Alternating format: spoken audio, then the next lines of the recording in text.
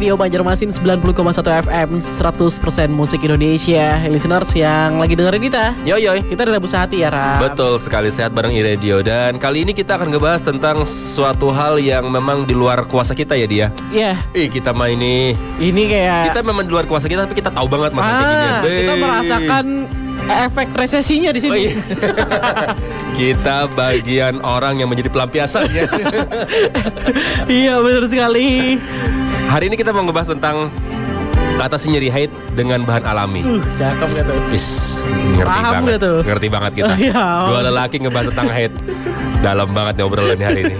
Tapi kita nggak bakal bahas berdua doang dong. Kita ada sang ahli yang ikut turut serta membuka sudut pandang kita, membuka tentang hal-hal yang belum kita ngerti. Ini ada APT Eka Kumalasari M.Farm dari beliau adalah dosen Stikes ISPI Banjarmasin. Selamat pagi. Pagi.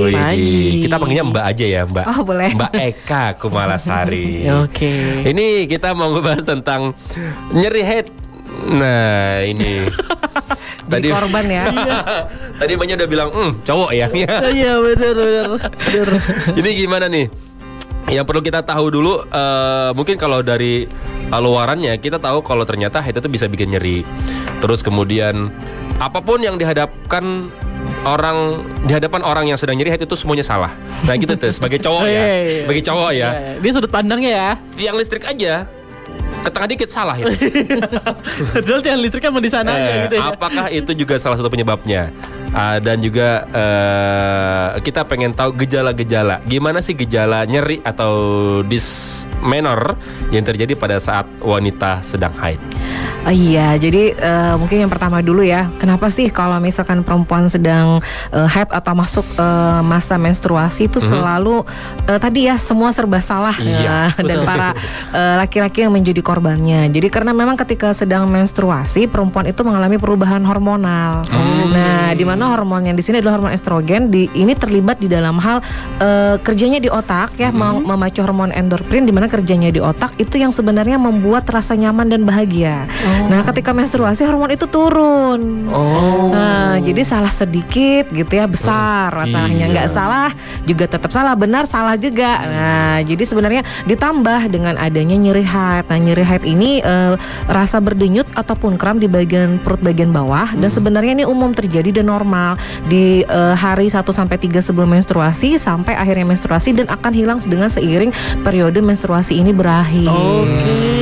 Tadi ya hormonnya turun, nyerinya ada. Nah, marah-marah jadinya ya. Iya, tapi itu normal. Berarti hampir semua wanita mengalami nyeri ini. Kalau untuk nyeri sebenarnya tidak semua wanita mengalaminya, tergantung tubuh dari wanita ini masing-masing. Apalagi kadang mungkin nyeri ini dirasakan gitu, tapi kadang satu wanita nyeri ini begitu dahsyat, yang satunya lagi nyeri ini biasa aja. Nah, ada yang mengganggu aktivitas, ada yang tidak. Bahkan kan sering dengar ya, ada yang bahkan sampai pingsan gitu ya. Bener. Makanya jadi ada yang juga biasa aja nih teman nih menstruasi ataupun tidak kok biasa aja gitu, tidak dikenali oleh lingkungan sekitarnya karena memang tergantung dari tubuh wanita itu sendiri. Tuh, listeners ya, itu baru buka timahnya doang nih kita nih. Iya, baru jadi, di awalnya. Anda mau nanya-nanya boleh tentang nyeri hati segala macamnya, boleh sharing khususnya aja. Wanita ya. Khususnya ya dong. Emang siapa? Aku tuh pengen dalamin tapi kayaknya berlebihan agak susah juga ya. Gak apa-apa deh, keluarin aja. Siapa tahu bakatnya ada. Aduh. Boleh gabung di 0811-9933-901 buat Anda yang mau nanya nih ke Mbak Eka Kumalasari. Beliau adalah dosen Stikes ISPI Banjarmasin. Betul. Kita lagi ngebahas tentang atasi nyeri haid tanpa dengan bahan alami. Apalagi buat Anda yang baru hari pertama atau mungkin baru aja merasakan masuk ke fase haid atau menstruasi. Silakan langsung bergabung ya.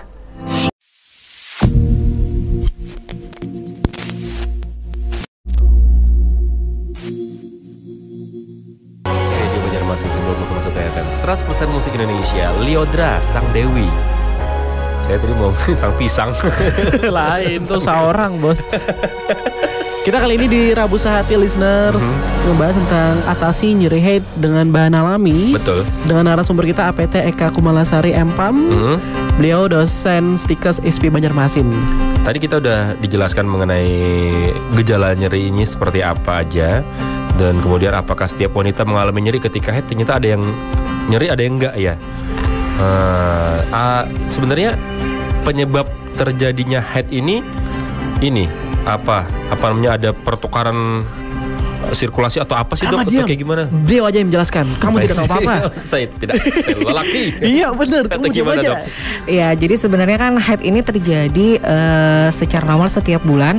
Apabila rahim yang tidak dibuahi atau tidak hamil, maka dinding rahim itu akan luruh, makanya keluar dalam bentuk darah. Nah, peluruhan inilah yang biasanya menyebabkan rasa nyeri. Nah, ditambah adanya suatu senyawa prostaglandin ini yang menyebabkan memacu kontraksi pada rahim.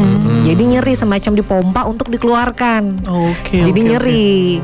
Nah, itu untuk penyebab normalnya. Nah, tetapi kan ada yang sampai pingsan, sampai mungkin muntah dan yang lainnya, itu biasanya karena ada yang tidak normal di dalam rahimnya. Jadi yang harusnya lapisan tadi melapisi dan tumbuh di dalam rahim, ada yang bisa terjadi itu di luar.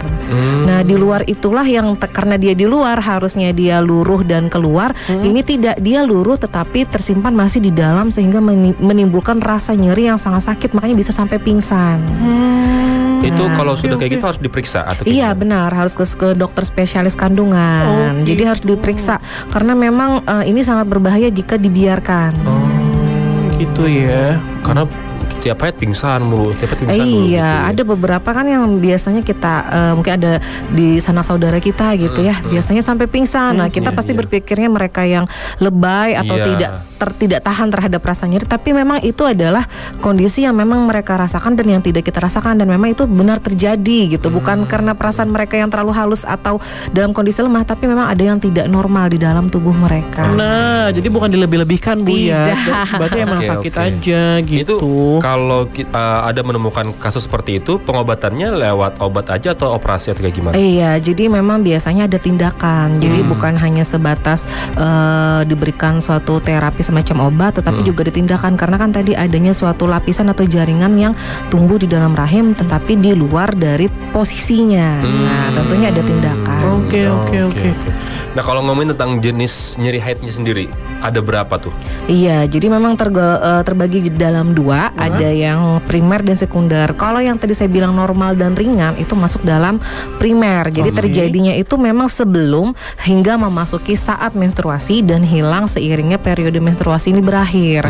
Dan ini pun ringan gitu ya, masih bisa kita tahan. Nah, tetapi kalau misalkannya tadi terjadinya ini ternyata tidak di masa menstruasi saja, setelah menstruasi berhenti pun ternyata dia masih merasakan sakit perut, masih kram perut. Nah, itu yang dikatakan sebagai sekunder. Biasanya itu tadi terjadi karena beberapa hal yang saya sebutkan gitu, termasuk mungkin adanya kelainan pada organ reproduksi. Jadi bukan hanya terkait rahimnya saja ya, organ reproduksinya pun ada bermasalah. Nah, jadi ada dua macam.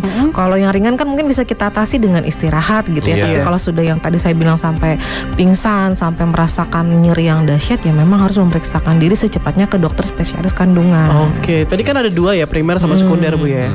Kalau primer ini kan pasti ya dialami ya. Maksudnya itu yang dialami banyak wanita. Iya. Kalau sekunder ini apakah dialami juga, apa ada sebagian wanita yang mungkin enggak? Iya, tadi kalau untuk sekunder tidak dialami oleh semua wanita, hanya beberapa wanita. Kan buktinya yang pingsan pun kan tidak semua.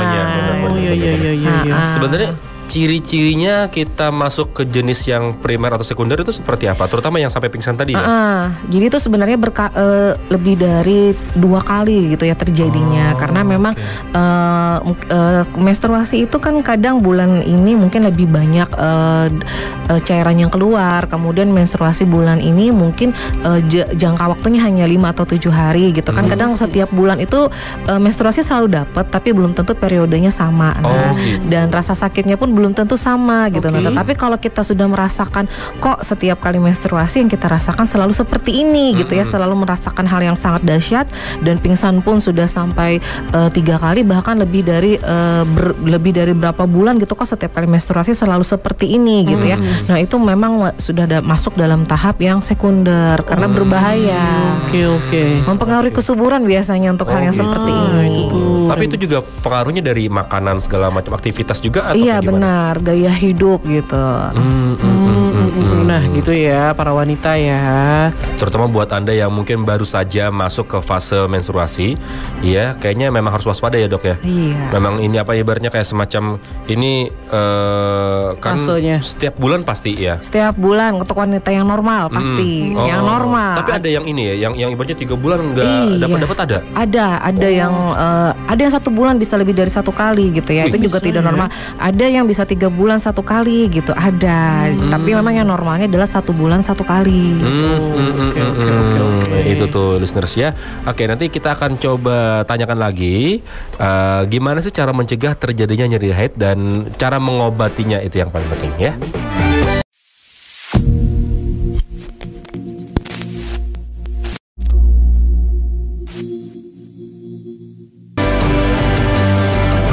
Ini 100% musik Indonesia. Kita masih ngobrol tentang atasi nyeri haid dengan bahan alami dengan APTHK Kumalasari MFAM di dosen Stikes ISFI Banjarmasin. Tadi udah dijelaskan lebih jauh dan sekarang kita pengen tahu bagaimana sih cara mencegah terjadinya nyeri haid nih. Gimana? Iya, jadi sebenarnya tadi ya memperbaiki gaya hidup gitu ya, mencegahnya berolahraga secara rutin. Nah, makan makanan yang bergizi itu jelas, tidur yang cukup, kemudian menjelang masa-masa menstruasi sebaiknya hindari kafein. Nah, ya kemudian ya intinya sih mengolah stres juga. Kalau sudah stres duluan, tiba-tiba datang masa haid ya tambah ya. Nah ya, jadi mencegahnya sebenarnya dengan hal-hal yang sangat kecil seperti tadi. Oke. Tapi kalau pantangannya ada nggak sih Bu, misalnya makan pedas biar nggak memperparah rasa nyerinya itu loh? Sebenarnya sih tidak ada pantangan ya. Kalau misalkan orang mau menstruasi gitu, hal-hal yang seperti sebenarnya hanyalah relatif gitu lah. Kalau pedas-pedas sih sebenarnya bukan haidnya yang tambah parah, jangan-jangan mahnya yang kambuh. Iya benar. sih. Malah nambah ke lain-lain ya. Yang penyakit lain yang keluar. Iya. Betul. Nah itu kalau nyeri itu apakah cuma 1-2 hari aja biasanya kalau yang nyeri-nyerinya banget ya? Itu 1-2 hari aja atau memang selama fase menstruasi nyeri terus? Iya, jadi kalau yang normal itu biasanya sebelum dan saat menstruasi gitu ya, 1-3 hari. Tapi kalau yang parah itu ya tadi sampai masa menstruasinya selesai, wah itu masih berlanjut rasa sakitnya. Oke. Tadi salah satu yang Ibu spill juga stres ya? Iya. Berpengaruh banget ya ternyata ya? Iya, bahkan kalau kita stres kemungkinannya cuma 2. Menstruasinya jadi sebulan 2 kali atau nggak dapet nih. Nah, atau jangan-jangan periodenya yang jadi yang mungkin normalnya 1 minggu gitu ya, 5-7 hari, jangan-jangan hanya 3 hari atau justru jadi lebih panjang. Bisa. Jadi nggak teratur ya? Iya, jadi tidak teratur. Sebenarnya menstruasi ini berapa hari sih? 7? 14? Normalnya sih biasanya 5-7 hari. 5-7. Ya. Kalau sudah lebih dari waktu yang tadi saya sebutkan, tapi kalau itu terjadi hanya 1 bulan ya itu mungkin masih wajar. Tapi kalau sudah terlalu lama itu sudah masuk dalam tahap ini pendarahan yang di luar dari normal. Oh gitu. Ya nggak lama sebenarnya. Nggak lama. Tapi nyerinya itu yang bikin ini ya. Nah, pertolongan pertama pada saat nyeri nih gimana? Jadi sebenarnya kalau pada saat kita nyeri sebaiknya kita bawa istirahat sih sebenarnya ya. Atau kita kompres gitu ya, kompres dengan air hangat di bagian perut. Nah, atau kita menggunakan aromaterapi. Itu adalah hal yang kecil gitu ya, yang kita punya di rumah tanpa harus mungkin kita beli gitu ya. Nah, jadi itu masih hal yang lumrah untuk kita lakukan di rumah. Nah, sebelum sampai kita memilih tahap ke memilih menggunakan obat-obatan. Sebaiknya sih itu dulu, jangan langsung menggunakan obat-obatan. Benar. Apalagi kalau masih muda ya, tiba-tiba pengen yang instan langsung kan. Iya, kita maunya instan. Iya, benar. Nah, itu tuh yang kadang-kadang kita tuh nggak ngeh aromaterapi nggak punya, terus bingung juga nggak tahu caranya ngeredain keramnya kan. Biasanya kan kalau keram itu kita pakai botol kaca, air hangat, kompres kayak gitu. Itu cara yang mudahnya ya. Cara yang mudahnya bener. Kadang-kadang kalau edukasinya belum nyampe ke situ, obat dah tuh ujung-ujungnya. Obat langsung. Tapi ada nggak sih memang yang dianjurkan gitu herbalnya? Ada. Jadi untuk herbal memang perlu kita ketahui tidak mungkin instan seperti obat-obatan ya. Jadi memang di sini tidak bisa nih kalau misalkan nyerinya sekarang kita minumnya cuma 1 kali saja. Jadi memang harus konsisten kalau untuk pengobatan herbal. Jadi nggak bisa diminumnya cuma 1 kali. Nah, jadi memang harusnya berhari-hari, kurang lebih 3 hari gitu, dan itu pun harus kita lakukan secara rutin. Beda dengan obat-obatan pereda nyeri, pada dasarnya ketika kita sekarang mengalami nyeri, mungkin 15 menit sampai 30 menit nyerinya hilang. Gitu ya. Jadi ada macam-macam memang untuk bahan alami yang bisa kita gunakan, dan itu pun bisa kita jumpai di sekitar kita atau jangan-jangan di dapur kita sudah ada. Oke. Tapi bener nggak sih Bu, kalau saat menstruasi atau haid itu bisa menimbulkan tidak nafsu makan? Iya, bisa jadi tadi karena ada perasaan yang tidak nyaman. Campur aduk tuh ya. Campur aduk rasanya. Jadi dia fokusnya hanya pada perasaan tidak nyamannya tadi. Jadi mau ngapain pun susah, karena pengalaman dari saya pun biasanya kami mahasiswa kami juga banyak ya yang di hari pertama dapat itu pun banyak yang sering minta izin untuk tidak masuk. Ya, memang bagi yang tidak pernah mengalami hal seperti ini ya tadi seperti mengada-ngada gitu ya. Tapi memang bagi yang sudah pernah mengalami dan tahu ilmunya, kita pasti akan bisa memahami, karena memang hal ini sakitnya mungkin luar biasa gitu ya. Iya. Tapi mungkin nggak sih Dok, kalau misalnya nih nyerinya itu lama gitu, maksudnya dia udah waktunya dapat, tapi ternyata cairnya nggak keluar, nyerinya panjang. Itu pun kadang juga saya alami secara pribadi, ada yang seperti itu. Berarti kan memang ada yang terjadi nih, mungkin yang harusnya keluar tapi tidak keluar. Tapi nyerinya ada, itu banyak biasanya terjadi seperti itu. Itu tuh kayak gitu. Berarti itu yang justru tidak nyaman ya, tidak keluar, nyerinya tetap ada. Kayak ketahan. Oke, jadi itu normal juga ya, karena ada beberapa wanita kayak gitu juga bahkan. Iya benar. Kan? Kita mah nggak tahu ya, karena kita bukan pelaku ya. Jadi jadi sekarang itu ibaratnya kayak kita, karena kita udah dapat ilmunya, udah dapat edukasinya, ya sabar.